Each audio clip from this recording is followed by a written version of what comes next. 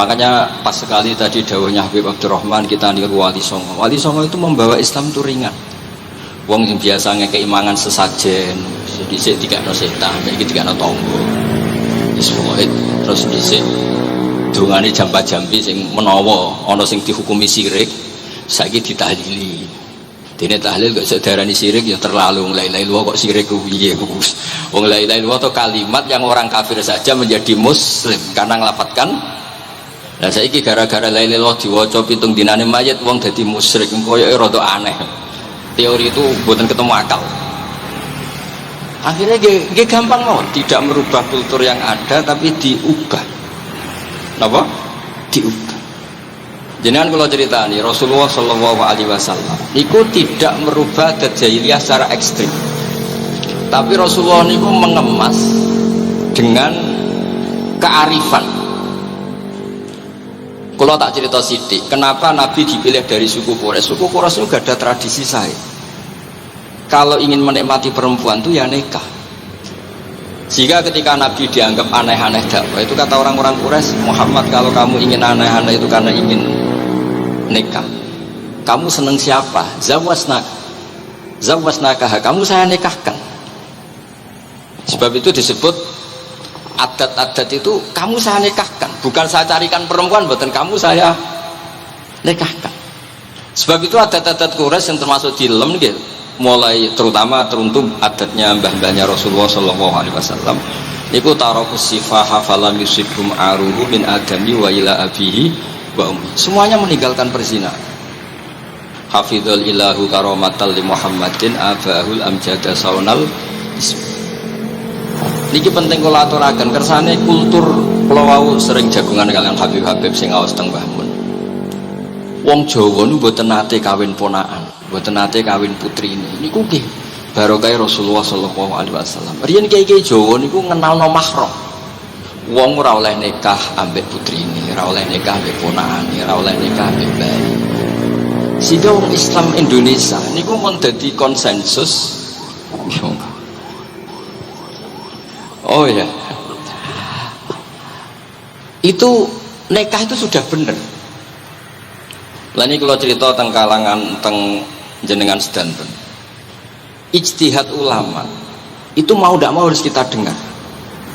Niki kalau mau khatam mungkin kalau beri contoh beberapa. Niki termasuk yang didawakan beliau. Al anbiya mastaharu illa bil ilmi, wala azharu sya'nahum fil wujud illa ilmahum. Wa fihi dalilun anal ilma aqwa minal amal. Ini termasuk dawuhipun beliau, para nabi itu yang paling diterkenalkan itu logika ilmu, dan mereka tidak memperlihatkan di komunitasnya kecuali ya ilmu itu, karena ilmu itu akan permanen.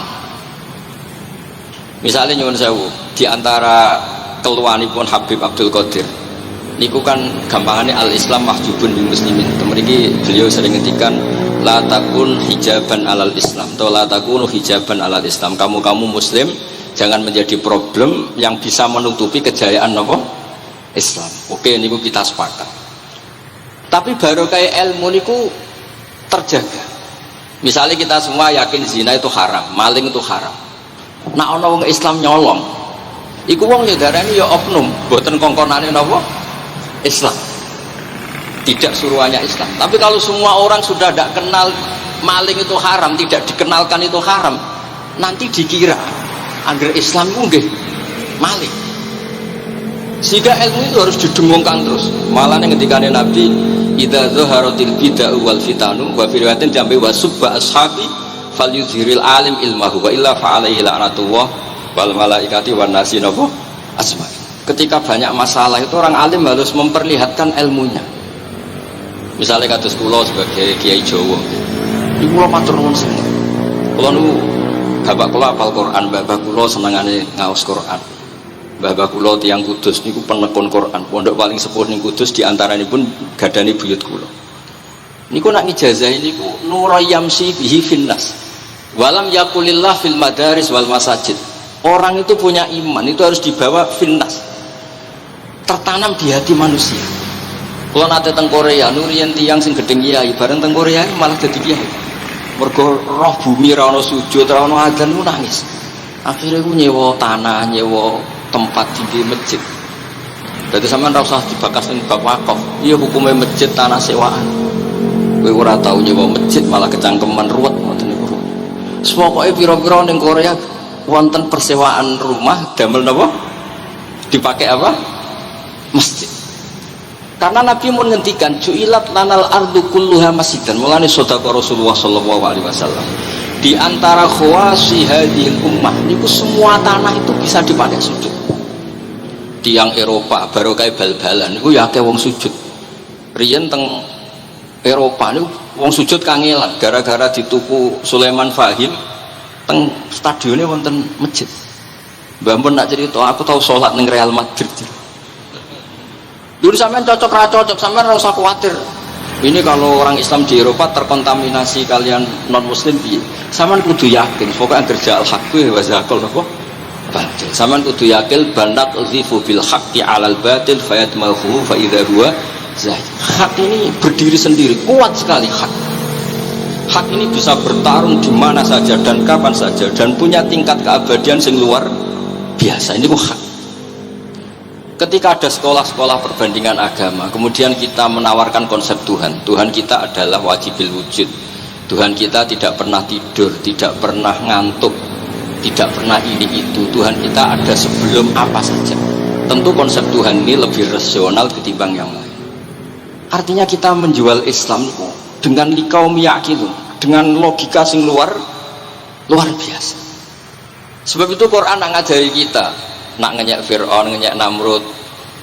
Ya, Qul ara'aytum ma tad'una min dunillah. Ketika orang kafir menyembah berhala, Lata, Uzza, Hubal, aruni madza khalaqu minal ardi am lahum syirkun fis samawat. Apa reputasi mereka sebagai Tuhan? Apa melok gawe bumi? Apa pas tahu gawe langit urun semen? Ya ora melok gawe ujug-ujug dadi pangeran. Ndak ikut menciptakan kemudian tahu-tahu jadi apa? Tuhan. Tapi uniknya ini ceritanya kitab Ithaf yang karangan Ibn Said Zabidi. Ini lagi-lagi dukung Habib Abdul Qadir tentang ilmu. Kenapa orang Islam disuruh baca sholawat Allahumma sholli ala Sayyidina? Itu Said Zabidi cara ngendikan begini. Islam itu ada itu setelah Nabi Isa dikultuskan seperti itu, diangkat sedemikian rupa sampai dituhankan. Tapi Islam ingin umat Islam itu mencintai nabinya. Caranya gimana? Dilatih sholawat Allahumma sholli ala Sayyidina Muhammad. Allah tetap pemberi. Nabi Muhammad apapun topnya, apapun hebatnya, tetap yang diberi. Sehingga yang Tuhan jelas Allah, kekasihnya yang bernama Muhammad Sallallahu Alaihi Wasallam. Artinya mencintai nabinya, tapi tidak akan kecelakaan menuhankan nabi. Karena posisinya jelas. Allahumma Allah pemberi, nabi benar. Dan selalu kita dilatih Muhammad dan abduhu wa rasuluh, hambanya. Kata abduhu adalah kalimatun fariqoh, kalimah yang kita tidak akan mengalami menuhankan seorang nabi. Kayak apa berkahnya hadati, kayak apa berkahnya ilmu ulama. Makanya kalau setuju beliau ngendikan al-anbiya mastaharu illa bil ilmi wala adharu sya'nahum fil wujud illa ilmahum. Terus beliau ngendikan wa fi dalilun ala anal ilma aqwa minal amal. Ini kita baru kalian dawa-dawa beliau. Kalau alhamdulillah khatam nggih. Cara kula nyari padanan di kitab-kitab itu mudah sekali karena ini ma'ruf masyhur. Terus di antara dawuhipun ngendikan karomatul ulama adharu min karomatil auliya. Ulama itu sekali keramat itu lebih zahir, lebih manfaat ketimbang keramatnya wali. Saya masih ingat bapak saya kalau ngendikan terkenal wali sing untung ini kata bapak. Ini bapak Guyan. Tapi wali basa Jawa loh, tidak wali yang di kitab-kitab itu enggak. Kalau anda terkenal wali itu yang sowan banyak, apalagi yang nyalon bupati gubernur, itu pasti gula anda banyak, uang anda banyak, dan yang untung anda. Tapi kalau anda terkenal ulama, ahli fikih, kata bil fakih itu babahnya ahli fikih, sampai disebut Ustadz Al-Faqih Al-Muqaddam. Jadi beliau nggak diundang Habib, saking terkenal ahli fikih disebut Al-Faqih Al-Muqaddam, saking ahlinya fikih. Kalau anda terkenal alim fikih, saya kalau tanya khat sama siapa? Sama Bahar. Mau tanya halalnya penyembelihan sama siapa? Sama orang alim itu. Mau haji tanya siapa? Sama orang alim itu. Sehingga yang untung itu Islam, karena ada masailul fikih yang bisa diketahui lewat ulama. Jadi kalau anda terkenal wali, dongam mandi, yang untung anda. Entah untuk sowanan, kira-kira gitu. Mboten niki cerita mawon, cerita maknane karomatul ulama adharu min karomatil ali. Maka saya senang sekali sama keluarga-keluarga yang ahlul ilm. Tadi beliau madah Habib dengan nama Habib Abdul Qadir Darul Hadis, disebut al-musnid. Disebut musnid saja ingatan kita pasti sanadnya musalsal ila Rasulillah sallallahu alaihi wasallam. Saya ini kiai Jawa ya, pakai hem seperti ini, pakai peci hitam seperti ini, dan dekat para habaib. Itu karena semua bacaannya Bukhari. Di Bukhari itu ada cerita Jabir bin Abdillah itu termasuk sahabat sepuh. Itu pulang pakai pakaian resmi. Itu dicopot, jubahnya dicopot, imamahnya dicopot. Kemudian beliau sholat akidan torofai izarihi ala atiki. Sarungnya itu ditancang ning gulune terus sholat di depan umum. Terus ketika ditanya, masa sahabatnya Nabi sholat seperti itu? Biar orang tahu kalau syarat sahnya tidak harus seideal itu. Barokahnya itu satpam bisa sholat dengan pakaian satpam, orang Jawa bisa dengan pakaian Jawa, karena barokahnya Jabir bin Abdillah. Dan beliau ngendikan, saya ini menangi awal Islam bersama Rasulullah, dan beliau yusolli akidan izarohu ala atiki. Jadi Nabi ya pernah sholat namun dicangcuknya. Barokah itu sampai tidak ngeritik sholat satpam sing lagi seragam satpam, sholat lagi pegawai SPBU sing lagi seragam pegawai nopo SPBU, sing penting semuanya nutupi nopo kabeh barokah Bukhari. Dan kenapa kita tahu Bukhari itu? Karena konsensus di Rauhah Solo ada Bukhari, Habaib kalau Rejab ada Rauhah Bukhari. Dan beliau begitu bangganya Habib Abdul Qadir ketika putranya Habib Abdullah ngaji Al-Kutubus Sittah, dan beliau mengharuskan putra-putranya hafal Tirmidzi, hafal Al-Kutubus Sittah. Saya senang sekali karena setiap saya sinau hadis terus ingat hadal kitab mu'tamadul habaib, mu'tamadus sadat, mu'tamadul alawiyin, sehingga kita terus pede. Sing dadi kiai Jawa terus pede sepakaian ngene ya susah sanggup kaya Jabir. Gampang. Tapi kalau kita tidak punya konsensus, tidak ahlul ilm, terus nganggep yang paling sah seperti ini, ya repot. Kayak saya tuh pernah Jumatan, ini kisah nyata. Ada yang sholatnya tuh miring banget. Terus dia karena kebetulan ahli falak, Gus, saya sama orang-orang yang menghadap kulon lurus juga cocok. Mergo cara falak rondok ngalor atau rondok ngidul, soal. Nah, Mbah Mun longgar, Habibur Rahman nggih longgar, rata-rata do longgar alhamdulillah. Terus tak tanya kenapa begitu, karena secara teori kalau rondok mulon pas Afrika di orang Mekah. Nah terus berarti sak masjid mau yang bener kontok, iya Gus bener, berarti tadi satu masjid yang benar anda tok, iya yang bener sana, ya podoe gak sah, syarat sahnya Jumatan harus jamaah, sementara yang sah kamu tok. Terus iya Gus, jebule aku goblok, ya goblok tenan maksudnya, bukan goblok. Dia baru sadar kalau dia sah sendiri kan berarti nggak sah, karena syaratnya Jumat itu harus jamaah. Artinya kalau kamu ingin semuanya sah, ya sahkan semua, jangan egois nuruti madhab anda.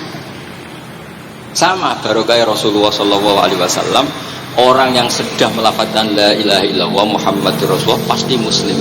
Barokah itu kita merasa mayoritas, meskipun tadi Islami KTP tetap dia muslim, meskipun kita perbarui terus, kita perbaiki terus, karena barokah dihukumi muslim, kita merasa mayoritas. Dan kalau mayoritas itu keinginan Rasulullah SAW, karena Nabi berharap saya tidak diberi mujizat tongkat kayak Nabi Musa.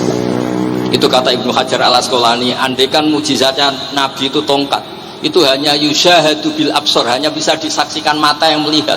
Itu pun disaksikan orang di eranya yang menyaksikan mujizatnya Nabi Musa. Tapi kalau mu'jizatul Quran itu dijaga oleh Rasulullah ila yaumil qiyamah.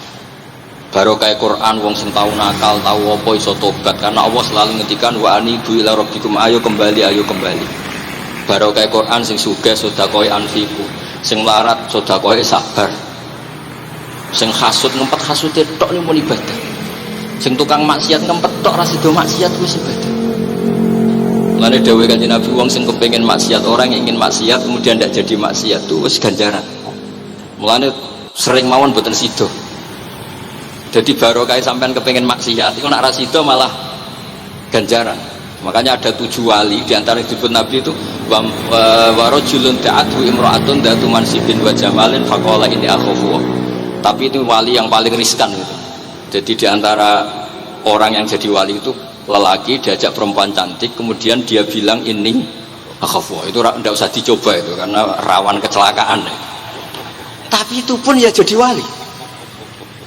Makanya Abu Yazid Al-Bustami itu pernah merasa wali paling top, kemudian dia ingin pesaing kompetitor dan tanya, ya Allah, yang kompetitor setingkat saya itu siapa? Dijawab sama Allah, yang tidur itu. Kenapa? Itu kan tidur, saya tahajud. Ya karena kalau orang bangun terjaga itu bertarung dengan nafsunya, sidora lo dangdut topora ribet nak turu wes.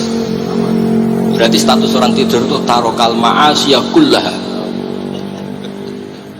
Bukan sekedar taroka ba'dal ma'asi, tapi tarokal ma'asiyah kullah. Makanya Imam Ghazali ya punya riwayat, nanti di akhir zaman afdalu ibadati umat itu an-naum. Lah ini kayak Jawa, ini cerita yang ringan saja, tapi yang penting itu ilmu. Di sini saya sebut beberapa kitab yang disebut Habib Abdul Qadir, Ar-Risalah, Al-Mustasfa. Al-Mustasfa itu usul fikih, terus Al-Kutubus Sittah karuan, terus kitabnya Imam Syafi'i. Itu kitab-kitab yang saya yakin siapapun pembacanya pasti menjadi al-musnid al-muhaddis. Karena di situ ada logika yang dibangun, bukan sekedar riwayat tapi logika yang dibangun. Rasulullah itu kalau nerangkan orang itu gampang, mulai yang guyon sampai yang serius itu gampang. Masyhur itu Rasulullah itu sangat mencintai Khadijah, dan kalau ketemu Halah adiknya Khadijah itu dihormati. Sayyidah Aisyah itu ketika Sayyidah Aisyah cemburu akhirnya menyebut Khadijah itu ajus, ya namanya orang cemburu. Ajus itu perempuan tua, engkau kenang terus padahal sudah diganti saya yang lebih muda. Gantian Sayyidah Fatimah yang mangkel karena ibunya dikomentarin apa? Ajus. Terus Sayyidah Fatimah tanya, ya Rasulullah, dengan cara apa saya menghentikannya Aisyah? Kata Rasulullah, ya gampang, bilang saja sehebat-hebatnya kamu itu perawan dapat duda, ibuku itu janda dapat joko. Karena Khadijah zaman dapat Nabi itu sudah duda, dapat Nabi itu masih joko. Aisyah perawan dapat duda. Semenjak itu sudah Aisyah tidak pernah ngomong lagi, Sayyidah Aisyah tidak pernah ngomong lagi. Nabi itu gampang sekali. Pernah ngendikan tidak ada penyakit menular. Ada aja orang iseng, unta yang tidak kudiken, yang tidak kudisan itu dijejerkan yang waras. Ternyata yang waras ikut kudisan. Orang ini senang. Ya Rasulullah, teori yang tidak ada penyakit menular ternyata ini menular. Nabi yang tengah jawabnya, faman a'dal awwala, lalu yang penyakitan pertama tertular siapa? Iya, yang pertama itu asli, ya masukku sing asli. Jadi Nabi itu menyelesaikannya itu bil ilmi. Ya saya ulang lagi, semuanya diselesaikan apa? Makanya saya senang sekali, saya pernah pondok Darul Hadis ketika ini Habib Soleh Al-Atos itu dulu termasuk tipe anak angkat sama Mbah Mun, itu dekat sekali. Terus beliau supaya barokah dipondokkan di Habib di Darul Hadis, zaman itu pengasuhnya sudah Habib Rahman, Habib Soleh Al-Idrus. Saya yang mewakili, ketika Boyong yang mamitkan juga saya, ketika mondok di Zaitumar Hafid yang disuruh jadi surat sebagai bapaknya juga saya. Alhamdulillah sekarang barokah jadi kiai top di Tegal. Ya, baru di Tegal dan sekitarnya tidak tahu saya juga. Yang jelas itu di Islam itu gampang. Kalau kamu terkenal niati syiah, karena Islam itu butuh syiah. Kalau kamu tidak terkenal niati humul itu abadu minar riya. Jangan-jangan Anda lebih wali ketimbang saya karena tidak terkenal. Tapi bisa saja wali saya karena saya bisa menterkenalkan ilmunya Allah dan Rasul. Ya nanti diuji di akhirat siapa yang lebih wali. Tapi yang jelas Islam itu gampang itu. Orang bisa jadi wali lewat apa saja. Karena kebaikan yang ditawarkan Islam itu semua kebaikan.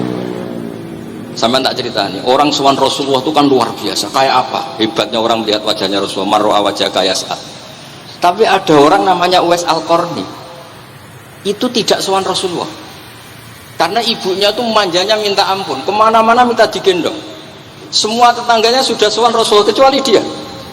Tapi dia tidak sowan Rasulullah berdasar ruh yang ditanamkan Rasulullah, yaitu birrul itu. Dan itu ya jadi wali.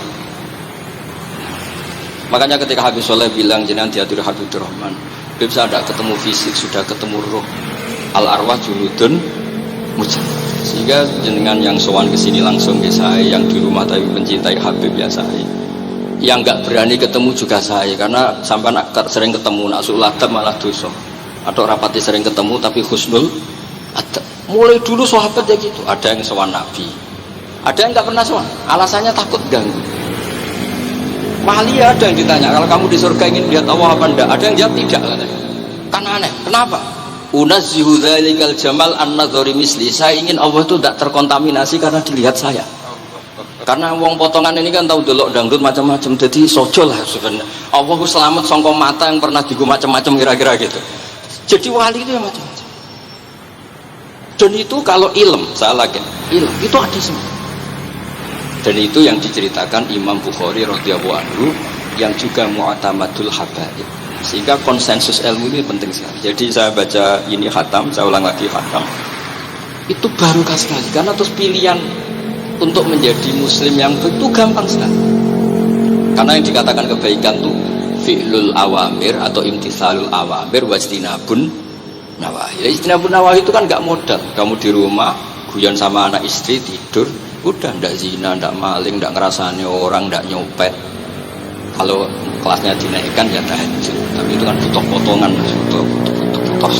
butuh soleh sing agak naik sedikit. Tapi sementing itu tarkul apa? Masih. Ini di sini juga diceritakan sama Habib Abdul Qadir ketika Ibnu Abbas ditanya bagaimana orang yang melakukan as-sunan wan nawafil tapi sering maksiat, sama yang hanya iktisar alal faraid tapi tidak pernah maksiat. Ini yang diceritakan Habib Abdul Qadir menceritakan dari Ibnu Abbas, la na'dilu bisalamati syai'an. Saya tidak pernah membandingkan selamat, artinya yang paling penting itu tarkul mas. Dados kula suwun para pecinta Habib Abdullah, Habib Abdul Qadir, Habib Abdurrahman, semua keluarga Habib Ahmad, semuanya keluarga zuriyah atau mantu atau muhibbin, tolong ilmu itu dijaga. Diomongkan terus, cocok tidak cocok diomongkan. Syekh Abdul Qadir Al-Jilani itu Sultanul Aulia. Beliau nggak pernah nggak tahajud, juga nggak pernah nggak duha. Tapi beliau cerita, Sayyidah Aisyah itu kalau ada orang duha terus diparani. Kamu jangan menyamakan sholat sunnah dengan sholat fardu. Kalau kamu terlalu istiqomah nanti dikira fardu itu disweping. Ibnu Abbas memaklumatkan, usolliha yauman wa atrukuha asron. Biasanya saya 10 hari melakukan sekali. Untuk membedakan antara sunat dan wajib. Abu Bakar Umar itu orang paling lomo, tapi nggak pernah kurban. Karena kalau dia korban, dua beliau ini korban, nanti dikira korban itu wajib. Rasulullah itu ibadahnya paling sempurna, tapi semuanya tawaf musyatan, jalan kaki semua. Dan al-ajib di Qadrib, nah, tapi Nabi itu tofa rohibat, Nabi malah pakai unta. Padahal pas itu sehat. Akhirnya menjadi fikih, tawaf pakai kendaraan itu boleh. Andai kan Nabi saat itu kok ikut jalan kaki, dikira syarat-syaratnya tawaf harus jalan kaki. Itu kalau anda tidak menekuni ilmu kayak Habib Abdullah, Habib Abdul Qadir itu habis. Nah kalau suwun beliau, saya senang sekali ketika beliau ngendikan, idza aradta an ta'rifal insana naw insanun unzur ila mahabbatil ilm. Kalau kamu ingin manusia itu siapa yang manusia betul, lihat saja dia senang ilmu apa enggak. Enggak usah diteruskan. Kalau yang enggak senang berarti enggak usah. Pokoknya kalimatnya gitu. Idza aradta an ta'rifal insana annahu insanun unzur ila mahabbatil ilm. Fakullama zadat mahabbatul ilm zadat insaniyatuh. Semakin dia senang ilmu, berarti semakin dia manusia. Karena kalau anda suka makan, hewan juga suka makan. Anda senang kumpul perempuan, hewan-hewan malah banyak pasangan. Suka menang-menangan, hewan juga suka menang. Tapi kalau suka ngaji takrib, tidak ada yang ngaji takrib. Kalau kamu suka ngaji ihya itu pembeda betul, tidak ada hewan yang suka ngaji ihya.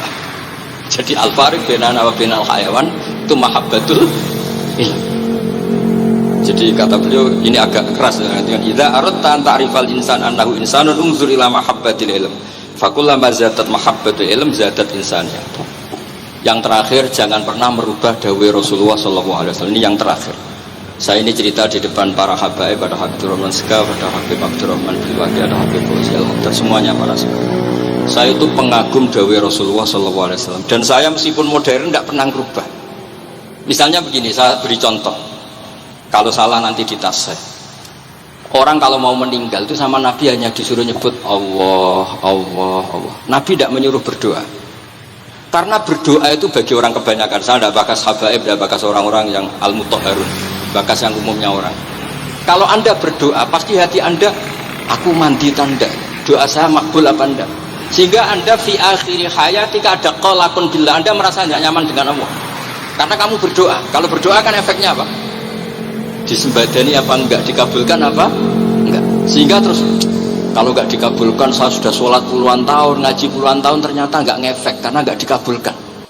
Kalau GR dikabulkan, kamu kan punya reputasi yang masa lalunya juga apa ya tahu tak delok. Masih atau poe kita ya wis rontok tahu. Masih rontok tahu misalnya enggak sampai zina ya delok. Bodoni ya sering. Tobat ya sering, supaya kholatu amalan sholihah wa akharana wa sayyidah. Jadi doa itu punya akibat kolak. Kolak itu kayak iya kayak enggak. Tapi kalau kamu bilang Allah saja, Allah elahul asmaul husna. Allah itu siapa? Rahman Rahim. Allah itu siapa? Khairul ghafirin. Allah itu siapa? Arhamur. Sudah sampai kamu mati bilang aja Allah.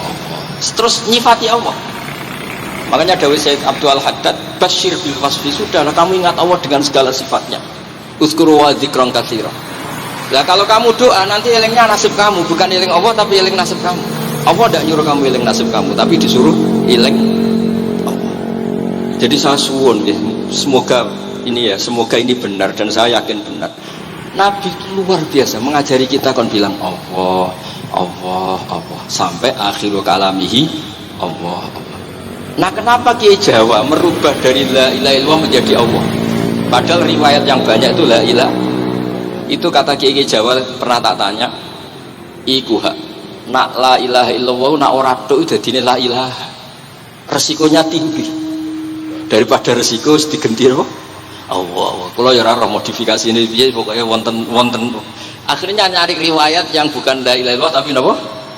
Allah. Tapi apapun itu saya pastikan, saya mohon semohon-mohonnya ikut Rasulullah. Ini pun nyebut Allah, Allah. Jangan saat itu, saya ulang lagi, saat itu jangan banyak berdoa sesuai penuduhan Nabi, la yamutanna ahadukum illa wa yuhsinu dzanna billah. Tapi saat itu jangan pakai doa, karena kalau Anda pakai doa takutnya Anda takut nggak mustajab. Lah kalau kata orang mustajab terus setan nyelinap, gak ada gunanya gue disini nekani maulid, sholat, saiki orang efek. Pas itu berarti gue suudon be'au. Jadi kalau suwun semohon-mohonnya Nabi itu kalau dawuh pegangi saja. Ya sudah, tidak usah ditakwil. Pokoknya harus mangkana akhiru kalami la ilaha illallah fi riwayatin Allah napa dakhalal jannah. Terus Nabi ngendikan, terus Nabi rangarah goroh, mosok Nabi ngendikan mesti fa itu fa jawab. Kalau ada fa-nya yang riwayat fa, kalau nggak ada semuanya dakhalal jannah. Siapa menyelafatkan la ilaha illallah pasti dakhalal jannah. Daripada sampean duwe kolak itu merasa ndak nyaman. Sebab itu di banyak riwayat ngendikane man syaghalahu dzikri an mas'alati wa fi riwayatin an du'ai a'taitu afdhala ma'utis ini. Orang yang sibuk ingat Allah, baik dengan Quran maupun yang lain, pokoknya sibuk ingat Allah sampai dia itu lupa meminta, itu akan saya kasih di atas permintaan orang-orang yang minta. Karena ingat Allah itu lebih mudah, kata Syekh Abdul Haddad, ingat Allah itu lebih mudah. Allah lahul asmaul husna, Allah arhamur rahimin, Allah ar-rahmanur rahim. Daripada sampean ingat nasib sampean, saya ya tahu sholat suwi, poso suwi, tapi maksiatnya juga suwi. Maulid teko yo biasa 2 jam, tapi dandutannya ya tahu 3 jam. Ruwet pokoknya eling sampean ruwet. Tapi nak eling Allah, Allah, Allah lahul asmaul husna, Allah, Allah lahus sifatul ula, Allah, Allah arhamur rahimin, Allah, Allah rahman rahim. Itu disebut basyir bil wasfi. Sehingga sudahlah kamu senang saja. Allah itu punya sifat yang luar biasa dan sifat Allah itu pasti ngefek ke kita. Oke, kalau ngapunten kang kata dan kalau matur nuwun sangat disukani kesempatan, kalau nggih itidar guys. Boten pati wani kalau teng mriki soalnya kalau kepen akrab Habib Rahman, kalau insyaallah gak ada takriran kitabnya Habib Abdul Qadir bin Ahmad, karena saya nyari padanannya itu gampang sekali, karena yang beliau ngendikano itu kabeh itu masbuh ya, apa insibah, maksudnya terbentuk dari baca beliau yang sangat baik. Terus kalau ini boten madah basa-basi, tapi pancen zaman kula teng sarang, di antara foto yang saya pasang di kitab Ihya saya itu fotonya Habib Abdullah kalian Sayyid Muhammad. Dan saya sering dapat cerita dari guru-guru kita, dari teman-teman kita. Semoga barokah sedanten. Wassalamualaikum warahmatullahi wabarakatuh.